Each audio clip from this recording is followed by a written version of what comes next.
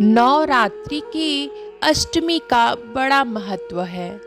इसलिए इस अष्टमी को महाअष्टमी भी कहा जाता है। इस दिन माता महागौरी की उपासना की जाती है। अष्टमी का दिन माँ के भक्तों के लिए महत्वपूर्ण होता है। इस दिन अधिकतर घरों में अष्टमी की पूजा होती है।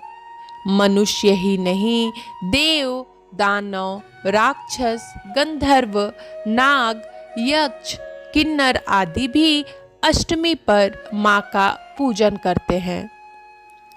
मान्यता है इस दिन जो भी भक्त माँ महागौरी की आराधना करता है वह सुख, वैभव, धन, धान्य से समृद्ध होता है।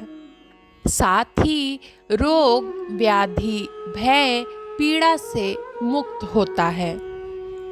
माँ महागौरी का यह दिन विशेष है। माँ का स्वरूप। माँ महागौरी का स्वरूप गौर वर्ण है। माँ करुणा वरुणालय है। माँ सहज और सरल है। इनकी उपमा शंख, चंद्र और कुंद के फूल से दी गई है। इनके सभी आभूषण और वस्त्र सफेद हैं, इसलिए उन्हें श्वेतांबर धरा कहा गया है। 4 भुजाएं हैं और वाहन वृषभ है, इसलिए वृषारूढ़ा भी कहा जाता है। महागौरी को रुचिकर भोग, पुष्प, रंग। माँ महागौरी करुणा वरुणालय है। माँ का रूप सौम्य है। माँ को गुलाबी, जामुनी, श्वेत रंग अत्यंत प्रिय है। यह प्रेम का प्रतीक है। माँ को मोगरे और रात रानी का पुष्प अत्यंत प्रिय है।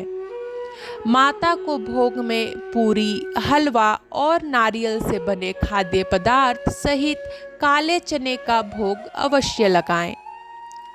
माँ को यह भोग अत्यंत प्रिय है। महागौरी पूजन मंत्र। सिद्ध मंत्र। श्रीं क्लीं ह्रीं वरदाय नमः।